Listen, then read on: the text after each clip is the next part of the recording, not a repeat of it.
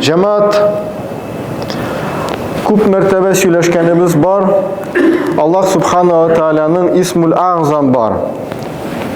Иң бүйек исем Исмул Аъзам. Пәйгамбәрбез Мухаммад саллаллаху алейхи ва саллям аның турында әйтте. Ул шундый исем ки, бу исем белән әгәр дә дуа кылсаң, дуа кабул була. Әгәр дә бу исем белән берәр нәрсә сорасаң, ул әйбер биреләчәк.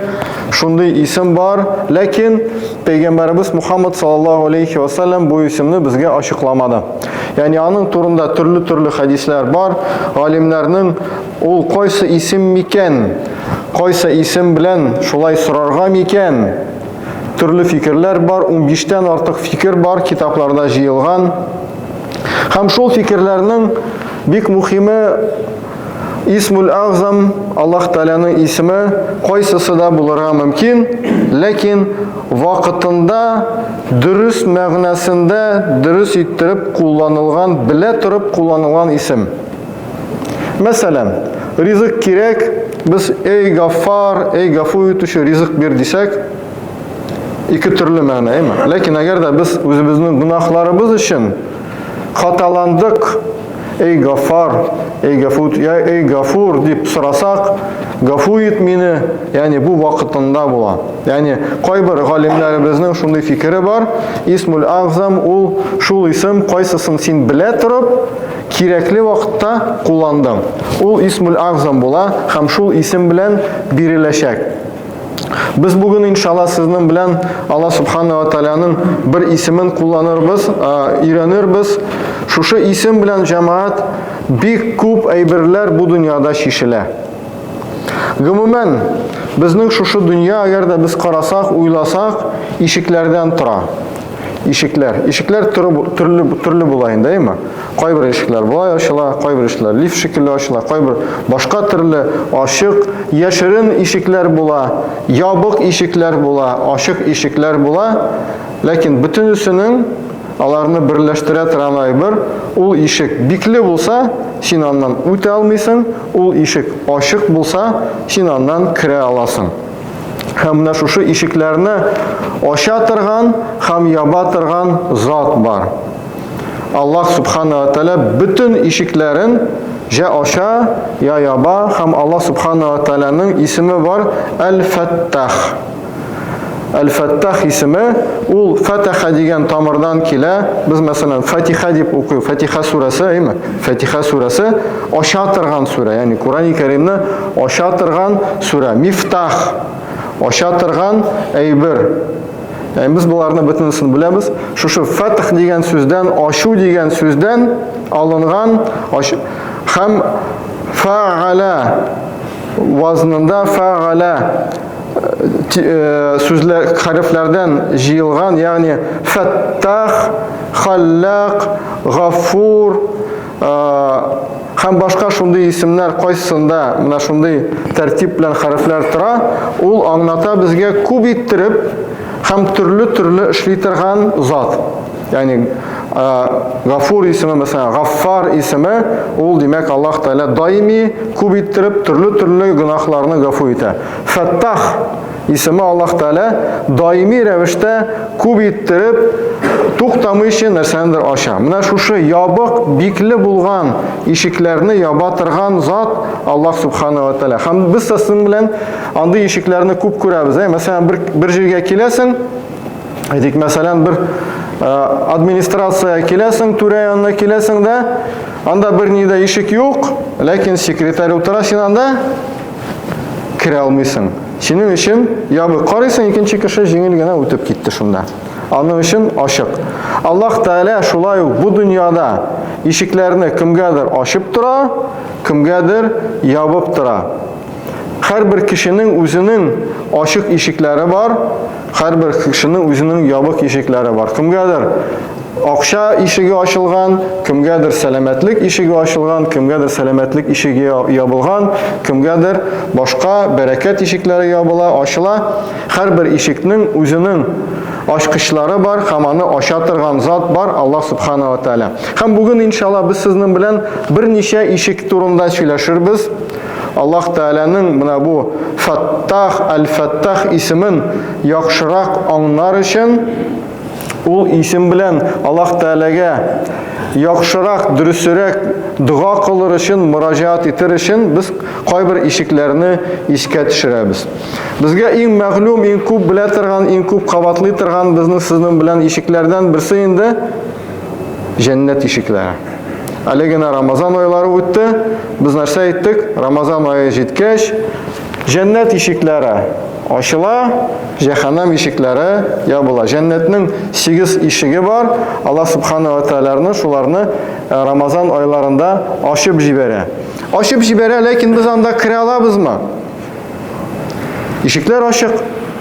Әйдәгез киттек, җыелабыз да, әйдә, торабыз да, бөтенебез монда 200 кеше тордык та, әйдә киттек җәннәткә. Ишекләр ачык бит. Барабыз, кирип буламы? Булмый. Ябык икән. Безнең өчен ябык. Без әле исән, әйме. Без анда кире алмыйбыз. Анда Аллаһның рөхсәте белән кирип кына була. Хәтта кыямәт көнендә җәмәгать. Кыямәт көнендә кешеләр бөтенесе бит инде. Теге дөньяда, ахирәттә, менә җәннәт шуның янына барсалар да, ишеккә шакысалар да, нәрсә була? Ишекләр бикле алар өчен. Пәйгамбәрбез Мухаммад саллаллаһу алейхи ва саллям хисаптан соң кыямәт көнендә бөтен мусульманнарны, бөтен җәннәткә лаеклы булган кешеләрне бөтенесен җыеп, үзе белән алып китә җәннәт янына. Шушы бөтен зур төркем кыямәт көнендә менә шушы мәхшәр мәйданыннан хисап иткәннән соң Пәйгамбәрбез саллаллаһу алейхи ва саллям артыннан барып, килеп җитәләр җәннәт ишекләренә. Аллаһ Тәалә генә белә нинди ул җәннәт ишекләре. Ул теге агачтанмы, нидәнме, берәни порталмы ул, Аллаһ Тәалә генә белә. Шул ишек янына килгәндә ишек бикле була. Пәйгамбәрбез саллаллаһу алейхи ва саллям шушы ишеккә шакып әйтәчәк: "Ачыгыз. Син кем?" "Мин Мухаммад." Һәм теге яктан әйтәләр: Мухаммад, безгә синең исемең белән шушы ишекләрне ачырга кушылган иде, һәм җәннәт ишекләре ачылыр." Ягъни, шушы Пәйгамбәр саллаллаһу алейхи ва саллям исеме ачкыч шикелле, мифтах. Җәннәт ишекләрен ача торган ачкыч. Башка төрле без анда килсәк тә, шушы ишек төбендә җыласак та, шакысак та, аяк белән типсәк тә, акчаны чыгарсак та, ул ишек ачылмый. Ни өчен? Чөнки аны япкан зат бар, һәм шушы ишекләрне ача торган зат бар. Аль-Фаттах, Аллаһ Субханаһу ва Тәалә шушы ишекләрне ача торган зат. Бу дөньяда әгәр карасак, җәмәгать, без сезнең белән бик күп әйберләр бар, ябык. Бер аятны укыйбыз, сез аны ишеткәнегез бар, бик матур аят. Аллаһ Субханаһу ва Тәалә Хиджр сүрәсендә 15-нче аятта әйтә, астагфиру биллах, 14-нче аятта: "Валау фатахна алейхим бабан минас самаи." Әгәр дә без аларга ачсак, күк ишекләрен. Әгәр дә без аларга ачсак күк ишекләрен, фазаллу фиһи ягруджун, хамалар шунда ишеп китәрләр шушы ишекләргә. Лaqalu, алар әйтәләр: "Иннама сукират абсаруна", алар әйтәләр: "Безнең күзләребез сихерләнгәндер. Бәл нахну кауму масхурун", бәлки без инде сихерләнгән халыктыр. Бу, беләсез, бу аятны бөтенегез Гагарин турында. Яни, Аллаһ Субханаһу ва Тәалә Кур'ан-ы Кәримне иңдергән вакытта инде монда Гагаринны безгә язып куйган.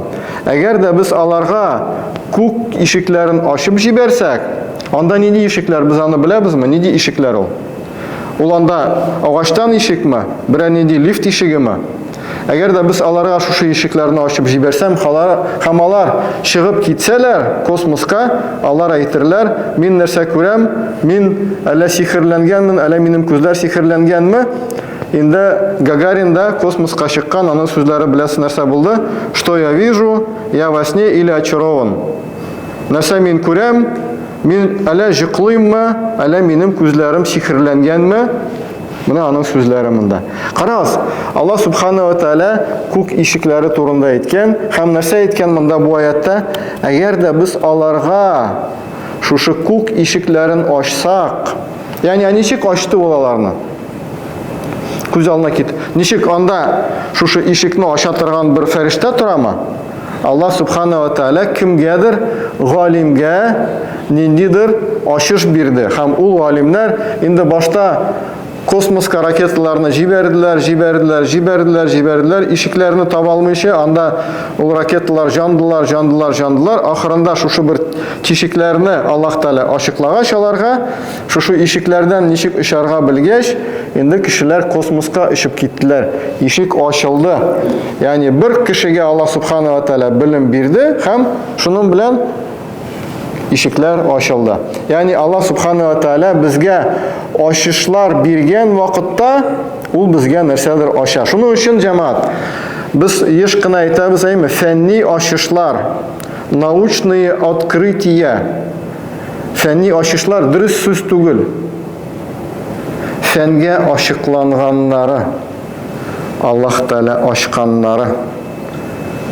Кашан Аллаһ Тааля ача, шул вакытта безнең кесәдә телефон барлыкка килә.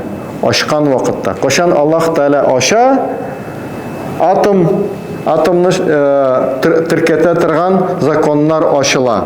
Аллаһ Тааля ачкан вакытта, ягъни фәнни ачылыш түгел, фәнгә ачылган, Аллаһ Тааля тарафыннан ачылган әйберләр дип әйтергә дөресрәк була. Һәм без шуның белән инде шушы дөньяда кулланабыз Аллаһның рәхмәте белән, Аллаһ Тааляның ачышлары белән. Һәм җәмәгать, менә бу ачу дигән сүз төрле мәгънәдә булырга мөмкин, әйме? Без хәзер Аллаһ Тааляның Әл-Фәттах исемен аңларга тырышабыз. Ягъни Аллаһ Тааля ничек ача? Менә бу ачу төрле булырга мөмкин, туры мәгънәсендә дә, күчермә мәгънәсендә дә. Шундый мисал китерәбез. Без әйтәбез, күзне ачты татарча. Хәзер карагыз, без иртән торабыз, күзләрне ачабыз, камыкны ачабыз. Ачтык. Әгәр дә Аллаһ Тааля безгә аны бирмәсә иде, без ача аладырыкмы?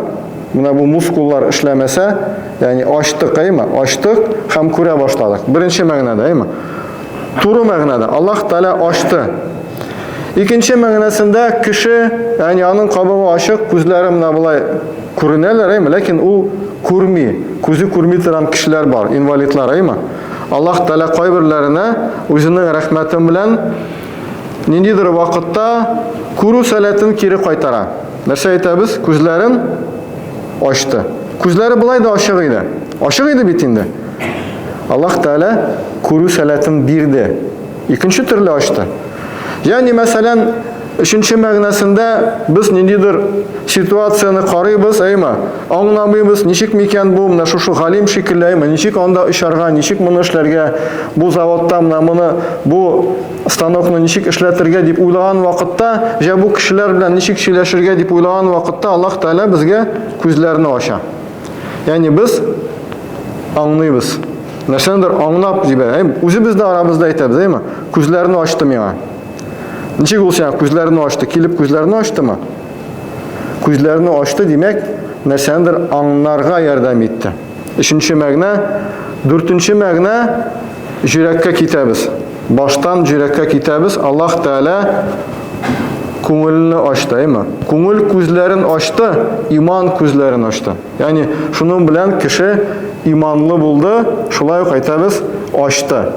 Һәм бишенче инде ул хас айрым кайбер мусульманнарга басират дип атала. Ул мусульманнар кайбер вакытта ниндидер башка кешеләр күрмәгән әйберләрне аңлыйлар. Ягъни аңлау мәгънәсе, нәрсәнедер башкаларга бирелмәгән әйберне аңларга. Гомумән җәмәгать, кайбер чакта кайбер ишекләрне Аллаһ Тааля гел ябык тута. Гел ачып булмый, ләкин кемгәдер Аллаһ Тааля аны ача. Мәсәлән, кеше үлде. Нәрсә була? Аны артыннан ишек ябыла. Шулаймы? Кире барып буламы? Кеше үлде, ишек ябылды, кире кайтып буламы? Юк. Ни өчен? Бикле. Шулай бит. Барыбыз да ул ишекне үтәчәкбез кашандыр. Менә шушы кире барырга мөмкинме? Мөмкин түгел. Ләкин Аллаһ Субханаһу ва Тааля без белгән чиракларда, мәсәлән, Иса алейхиссалам килеп, аннан сорадылар мугҗиза, ул килде дә үлгән кеше янына, нәрсә әйтте? Кум бизнилlah. Аллаһның рөхсәте белән бас. Һәм теге кеше ябык булган ишектән кире бу дөньяга кайта. Бер кемгә дә ачылмый бу ишек, әйме? Бикле, ләкин кемгәдер Аллаһ Тааля ачып бирә. Ягъни гел ачылмый торган ишекләрне дә Аллаһ Тааля ачырга мөмкин.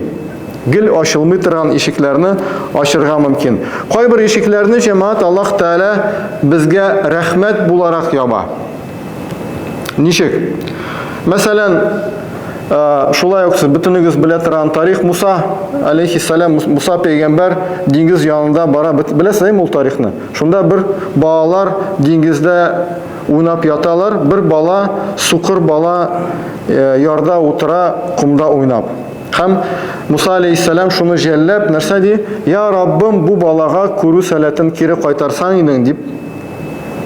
Ул күрсә иде, шушы үзенең иптәшләре белән уйнаса иде, дип шулай дуа кыла да Аллаһ Субханаһу ва Тааля пәйгамбәрнең дуасын кабул итеп, бу балага күрү сәләтен кайтара. Һәм бу бала күзләрен ачып, жүгереп китә диңгезгә, анда башка балалар белән уйный башлый да, шуларны батыра башлый. Уйный, батыра башлый. Һәм Муса алейхиссалам нәрсә уйлый? Аллаһ Субханаһу ва Тааля хикмәте булган икән. Бу балага күз сәләте бирелмәгәне, аның күзе ябык булуы Аллаһның рәхмәте булган. Гынах җимей икән ул шуның белән. Һәм шулай иттереп, тагын дуа кыла, я Раббым, моның күрү сәләтен кире алсаң идем дип, Аллаһ Тааля кире ала. Ягъни кайбер чакта ниндидер ишекләр безнең өчен һәм кемнеңдер өчен Аллаһның рәхмәте белән ябык. Рәхмәте белән. Аллаһ Тааля үзенең рәхмәте белән япты ишекләрне. Киресенчә без уйлыйбыз, минем акча юк, минем машина юк, минем теге әйбер юк, бу әйбер юк. Аллаһ Тааля синең рәхмәте белән ниндидер әйберләрне безгә ябырга мөмкин. Шушы үзенең рәхмәте белән. Һәм кайбер чакта җәмәгать тагын да куркынычрак әйбер бар. Кайбер чакта Аллаһ Тааля ишекләрне ача. Ләкин үзенең ачуы белән ача. Моның турында Ан'ам сүрәсенең 44-нче аят астайыз белә. Фаламма насу ма зуккиру биhi. Әгәр дә алар без аларга өйрәткән әйберләрен онытсалар, ягъни исламны онытсалар, Аллаһ Тааляның аятларын онытсалар, Аллаһ Тааляны онытсалар, әгәр дә моны онытсалар, фатахна алейхим абваба кулли шайин. Без аларга бүтән әйберләрнең ишекләрен ачабыз. Олигарх була, яхтасы була, тигесе була, космоска очып китә, акчасы була, анда гаиләсе була. Бүтән нәрсәнең ишекләрен ачып җибәрәбез. Хәтта иза фариху бима уту. Аларга биргән әйберләр белән сөенә башлаган вакытта ахазнахум. Без аларны инде шул вакытта алабыз. Ягъни Аллаһ Субханаһу ва Тааля кайбер чакта ишекләрне ачып та җибәрергә мөмкин, ачуланып, ягъни жабырга мөмкин үзенең рәхмәте белән, ачырга мөмкин үзенең ачуы белән. Шуның өчен җәмәгать без сезнең белән инде әлбәттә Аллаһ Тааляның рәхмәт ишекләрен сорарга тиешбез. Я Раббым, син миңа бу ишекне ачсаң, үзенең рәхмәтең белән ач. Я Раббым Аллаһ, әгәр дә бу минем өчен хәерле икән, ач. Ягъни шушындый сорау булырга тиеш. Я Фаттах, ишекләрне ачучы, син миңа бу әйберне ачсаң, хәерлесе белән ач дип сорарга тиешбез. Аллаһ Субханаһу ва Тааля безгә шундый аят әйтә, Аграф сүрәсенең 96-нчы аятта. Аузу биллаһи минәш шайтанир раҗим. Валау анна ахлал кура аману ваттақау. Әгәр дә кешеләр иман китерсәләр һәм тақвалык күрсәтсәләр, ла фатахна алейхим баракати минас самаи вал ард. Без алар өчен, без аларга күкнең һәм җирнең бәрәкәтен ачабыз. Әгәр дә иман китерсәләр, тақвалык күрсәтсәләр, нәрсә эшли Аллаһ Тәгалә? Бәрәкәт ашам, күкнең һәм җирнең бәрәкәтен ашам. Ягъни бу ике әйбер бер-берсе белән бәйле. Беренчедән без үзебез шундый булырга тиешбез, әйме? Иса алейхиссалам теге ишекне ачкан вакытта ул гади генә кеше булмаган иде. Шулай бит? Ул Аллаһның изге кылларыннан булган иде, шуның өчен ишек ачылды. Үлем ишеге ачылды. Безгә дә әгәр дә без сезнең белән чын-чынлыкта иманлы булсак һәм тақва булсак, Аллаһ Тәгалә вәгъдә итте шушы аят белән: мин сезгә бәрәкәт ишекләрен ачам. Бәрәкәт ишекләре иң зур ишек җәмәгать бу дөньяда. Ягъни бәрәкәт бөтен нәрсәдә булырга тиеш. Хәтта белемдә дә бәрәкәт булырга тиеш. Валлаһи, җәмәгать, кайбер чакта кешеләр Аллаһның китабын укыйлар, ятлыйлар һәм шуннан бәрәкәт алмыйлар. Андыйлар бар. Ягъни мусульман булмаган кешеләрдә. Мусульман булмаган кешеләр, бар шундый кешеләр, мусульман булмыйча бу китапны ятлап чыгалар, ягъни төрле максаттан инде, әйме? Һәм аннан бәрәкәт алмыйлар. Шуның өчен бәрәкәт иманда да кирәк, акчада да кирәк, сәламәтлектә дә бәрәкәт кирәк, күзебездә дә бәрәкәт кирәк, бөтен нәрсәдә бәрәкәт кирәк. Һәм Аллаһ Субханаһу ва Тәгалә безгә бу аят белән ачыклады. Бәрәкәт сорагыз. Һәм ахырында соңгы аят: ин тастафтиху. Әгәр дә сез миннән ачуны сорасагыз, ачырга нәрсәнедер. Ин тастафтиху фақад җаакумул фатх. Сезгә инде ачу, җиңү килде инде. Ягъни аят шундый. Әгәр дә сорасагыз, ул инде килде сезгә. Бу әлбәттә инде сахабалар турында аят, ләкин мусульманнарга да, әгәр дә сез шын мәгънәсендә ихластан Аллаһ Тәгаләдән нәрсәдер ачырга сорыйсыз, нәрсә булсын ул анда? Нинди булса да әйберне. Эш буенчамы, сәламәтлек буенчамы, гаилә буенчамы, проблемалар буенчамы, белем буенчамы, Аллаһ Тәгаләдән ихластан сорыйсыз икән ачырга, шушы аяттан Аллаһ Тәгалә әйтә, ул инде сезгә ачылды. Ягъни җавап бирәм, һичшиксез ди. Аллаһ Субханаһу ва Тәгалә безгә барыбызга да үзенең рәхмәт ишекләрен ачык тотсын. Безне алдыбызда җәмәгать кирәк булмаган ишекләр ачылмасын, кирәк булган ишекләргә ачылган вакытта, вакытында кирип, шушы мөмкинчелекләрне кулланырга Раббыбыз Аллаһ насыйп әйләсен.